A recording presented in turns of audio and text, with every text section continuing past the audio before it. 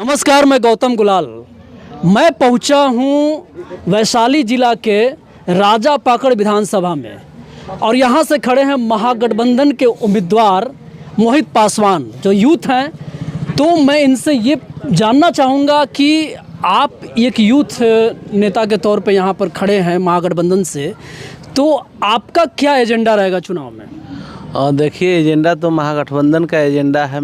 सबसे बड़ा सवाल बार बार का आप लोग के हम लोग लगातार कह रहे हैं ये देखते होंगे जो यहाँ का सबसे बड़ी सवाल है और पूरे बिहार का सवाल है जो पलायन का। जो बिहार में देखते होंगे जो लोग अधिकांश जो है ग्रेजुएट हैं, जो पढ़े लिखे व्यक्ति हैं, उनको मजबूरन जो है यहाँ रोज़गार नहीं मिल पाता है, तो सब लोग बिहार से बाहर कमाने जाने के लिए दिल्ली, पंजाब, हरियाणा, तमाम अदर स्टेट में जाने को मजबूर होते हैं। तो एक ही लोगों का राय है जो राजा पाकड़ सहित पूरे बिहार में इस पर महागठबंधन की सरकार बन रही है और लोगों का एक ही एजेंडा है जो पहले लोगों को रोज़गार मुहैया होगा तभी लोगों को जीवन यापन सही तरीके से चल पाएगा। तो सबसे पहले सवाल जीविकोपार्जन का है। तो यहाँ जो आप इस विधानसभा में हैं, जहाँ से आप खड़े हैं, तो यहाँ की सबसे मूलभूत कुछ समस्याएं हैं जो अभी तक सॉल्व नहीं हो पाया है, तो वो क्या क्या हैं जो आप करना चाहेंगे जीतने के बाद? देखिए, आज़ादी के इतने 75 वर्षों के बाद भी आप जब अभी ग्रामीण क्षेत्र में हम लोग घूम रहे हैं, इसमें देखिएगा जो 80% आबादी जो है गरीब मजदूर किसानों की है। जो अभी आप देखिए इस इलाके में भी देखिए, नज़र दौड़ाइएगा तो आज भी उनका ज़मीन रहने के लिए ज़मीन नहीं है, पक्का मकान नहीं है, मुख्य सड़क पथ से आदमी वंचित है, तमाम तरह की सुविधा उनको नहीं। बहुत यहाँ तक कि बहुत सारा घर में भी आज भी बिजली नहीं है, उनको जो है बिजली लगाने के लिए ज़मीन नहीं है, दूसरे जगह रैन बसेरा के तौर पर जीवन यापन कर रहे हैं। बहुत सारा दलित आबादी में जाइएगा तो देखेंगे जो पोखर पर बसे हुए हैं, उनको आज तक बास्केट पर्चा नहीं मिला है। लेकिन कानून बना हुआ है जो ग्रामीण क्षेत्र में सरकार का पहले से पॉलिसी बना हुआ है जो 5 डिसमिल ग्रामीण क्षेत्र में जो है गरीब को ज़मीन उपलब्ध कराना है, भूमिहीन को उपलब्ध कराना है, किसी भी जाति धर्म के लोग हो। शहरी क्षेत्र में 3 डिसमिल ज़मीन उपलब्ध कराना है। लेकिन जहाँ हम राजा पाकड़ जो विधानसभा है ये ग्रामीण क्षेत्र है, यहाँ एक भी ऐसे बहुत सारा आबादी मिलेगा जहाँ आज भी उनको ज़मीन रहने के लिए नहीं।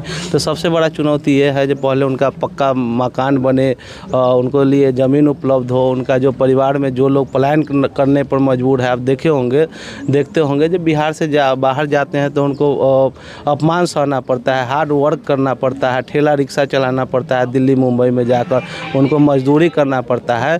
तो यहाँ का लोगों का एक ही मांग है जो बिहार में फैक्ट्रियाँ लगे, लोगों को रोजगार मिले। तो साफ तौर पर स्पष्ट रूप से देखिएगा जो तेजस्वी यादव जी का और महागठबंधन का संकल्प पत्र है, उसमें कहा गया है कि हर एक घर में सरकारी नौकरी दी जाएगी, लोगों को पलायन को रोका जाएगा, जो गरीब लोग हैं उनको जो है 5 डिसमिल ज़मीन उपलब्ध कराया जाएगा, शहरी क्षेत्र में 3 डिसमिल ज़मीन उपलब्ध, 125 यूनिट बिजली जो है वो 200 यूनिट बिजली फ्री किया जाएगा। आप देखिएगा तो जो सामाजिक सुरक्षा है, सब बहुत सारे बुजुर्ग हैं जिनको पहले 400 रुपया मिलता था, जो अपमान किया जा रहा था सरकार के, तो महागठबंधन का ही वो दबाव के कारण 1100 किया गया। लेकिन तेजस्वी यादव जी अगर मुख्यमंत्री होते हैं तो 1500 रुपया उनको मिलेगा। जो विकलांग है उनको भी 500 रुपया दिया जाता था। अभी जब महागठबंधन की सरकार बनेगी तो 2500 रुपया उनको दिया जाएगा। तमाम तरह की एजुकेशनल शिक्षा में भी देखिएगा तो लगातार गिरावट हो रहा है। बहुत सारा वैकेंट सीट पड़ा हुआ है बिहार के अंदर जो 8 लाख से ज़्यादा संख्या है, उसको तुरंत जो है 20 दिनों के अंदर ये सारा जो घोषणा पत्र तैयार हुआ है उसको तेजस्वी यादव जी ने कहा है जो 20 दिनों के अंदर तुरंत उसको कानून बनाकर प्रस्ताव को पारित किया जाएगा। ये जो कहा जा रहा है कि 20 दिनों तक पारित कर देंगे, क्या ये संभव है? बिल्कुल संभव है। उन्होंने 17 महीना के महागठबंधन की जब सरकार बनी थी उसमें उन्होंने 5 लाख नियुक्ति पत्र, जिसको नरेंद्र मोदी सरकार ने भी कॉपी किया, लेकिन उनकी हैसियत नहीं रही जो उन्होंने एक बार में भी 2 लाख 4 लाख लोगों को नियुक्ति पत्र बांटे। लेकिन गांधी मैदान में एक लाख लोगों को एक साथ नियुक्ति पत्र दिया गया। तो ये महागठबंधन का विजन है, तेजस्वी जी का विजन है और यहाँ के लोगों को भरोसा है जो मोहित पासवान भी यहाँ महागठबंधन के प्रत्याशी है तो निश्चित तौर पर जीत कर जाएंगे। तो हमारे मूलभूत जो सवाल है, जो यहाँ के जो समस्या है, उसको निराकरण करने में सफल। ये महिलाओं के वोट के लिए जो अभी एनडीए ने जो घोषणा किया और उन्होंने जो मोदी और नीतीश जी मिल करके महिलाओं के खाते में 10-10 हज़ार रुपया डाल दिए, तो महिलाएं कैसे आकर्षित होंगी आपकी? देखिए, उनको लोन दिया गया है 10 लाख रुपया, फ्री में राबड़ी नहीं बांटा गया। फ्री में इस आपके माध्यम से कहना चाहते हैं वो सब लोगों को मिला नहीं है, लेकिन माई बहन मान योजना का कॉपी है। सरकार ने, महागठबंधन ने, तेजस्वी यादव ने घोषणा किया था जो महागठबंधन की सरकार बनेगी तो प्रत्येक महिला, जो महिला घर में गृहिणी हैं, उनको 30,000 रुपया प्रत्येक वर्ष दिया जाएगा। तो इसका कॉपी है जो आप फील्ड में घूम रहे हैं, तो वो जो 10,000 रुपया दिया गया है, इस पर जो यहाँ की महिलाएं हैं वो क्या प्रतिक्रिया देती हैं? पूरे बिहार में इसका कोई असर नहीं है। सारा आप ही लोगों का रिपोर्ट है, आप ही सारा सर्वे, मेन स्ट्रीम मीडिया, जो आप लोग तो भाई आप लोग धन्यवाद के पात्र हैं, जो आप लोग इतने सुदूर इलाका में हम जैसे लोगों को, जो एकदम ग्रामीण गरीब परिवार से निकला हुआ बच्चा को आप लोग इंटरव्यू लेते हैं। नहीं तो हम लोग आज तक वाले जो गोदी मीडिया कहलाते हैं, जो नरेंद्र मोदी के हाथों बिके हुए लोग हैं, वो लोग तो ये सब चीज़ दिखाएंगे नहीं। हमारे जैसा मोहित पासवान का इंटरव्यू वहाँ चलेगा नहीं, इसलिए वो दिखाते हैं। उन लोगों का भी रिपोर्ट है जो इस बार स्पष्ट रूप से बिहार में स्पष्ट जनादेश है जो एनडीए सरकार को बदलना चाह रही है और तेजस्वी यादव जी को मुख्यमंत्री बनाने के लिए पूरे बिहार के आवाम तैयार है और निश्चित तौर पर बिहार में बदलाव होगा और तेजस्वी यादव जी मुख्यमंत्री होंगे और गरीब गुरबा का आवाज़ फिर से बुलंद होगा। उनको सम्मानजनक ज़िंदगी जीने को मिलेगा, पलायन रोकेगा, रोजगार लोगों को मिलेगा।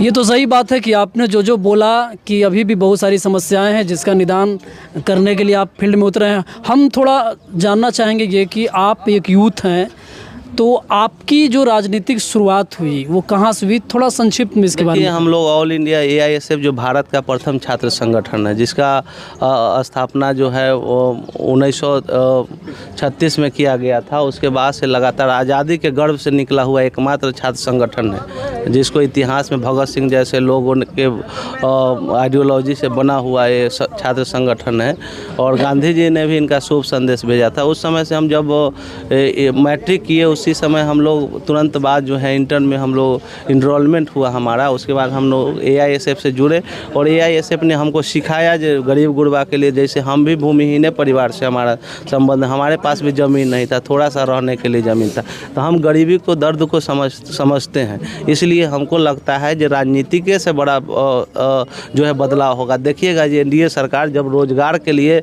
विधानसभा का घेराव करता है, छात्र नौजवान BPSC के यहाँ छात्र जो पदाधिकारी बनेंगे, जो DM बनेंगे, वैसे लोगों के ऊपर ये नीतीश कुमार और नरेंद्र मोदी के सरकार ने आंसू की गैसें छोड़ने का काम किया। उस पर बर्बर तरीके से लाठीचार्ज किया गया, जो बिहार की जनता भूला नहीं है।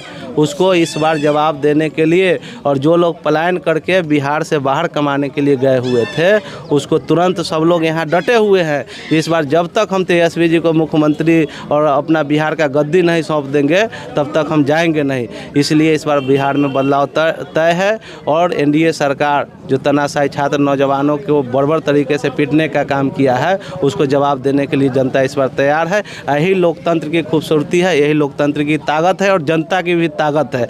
ये आज जो भी नेता इनके दर दर भटक रहे हैं, आज देखिए पानी में लोकतंत्र की खूबसूरती है जो हमारा देखिए कीचड़ लगा हुआ है, हम लोग घूम रहे हैं। लोगों को बड़े बड़े धन्ना सेठ भी, करोड़पति भी होंगे, उनके यहाँ प्रणाम करते हैं, पैर छूते हैं, जो भाई हमको आप अपना पावर दीजिए, अपना अधिकार दीजिए। तो जनता की ताकत है, तो इस जनता की ताकत को इस नरेंद्र मोदी की सरकार जो तानाशाही की सरकार है, नीतीश कुमार को भी ठगने का काम करें, चिराग पासवान जैसे लोगों को भी ठिकाने लगाने का काम जो नीतीश कुमार नरेंद्र मोदी की सरकार कर रही है, ये जनता सब समझ रही है। इस बार सब लोगों को भगाने का काम करेगा, नरेंद्र मोदी को हराने का काम करेगा और तेजस्वी यादव जी मुख्यमंत्री होंगे। यूथ है, युवा है, जोश है और इस बार CPI ने एक यूथ को, एक युवा को चुनाव में उतारा है, तो इनके अंदर जज्बा है, जुनून है कुछ करने की, बदलने की। बहुत बहुत धन्यवाद मोहित जी, आप हमारे चैनल जी, आप भी, आपके तमाम श्रोता को भी बहुत बहुत धन्यवाद जी। आप अच्छे मीडिया हैं, आप तमाम लोगों को जो गरीब मजलूमों का आवाज़ बनने का काम करते हैं, इसके लिए आपको भी पटना से चल कर आए हैं, आपको भी बहुत बहुत धन्यवाद, शुक्रिया। तो ये आप देख रहे थे रिपोर्टिंग टाइम्स न्यूज़। अगर हमारे चैनल को अभी तक लाइक नहीं किया है, फॉलो नहीं किया, तो फॉलो करें, सब्सक्राइब करें, वीडियो को ज़्यादा से ज़्यादा शेयर करें। हम फिर मिलेंगे अगले वीडियो में। धन्यवाद।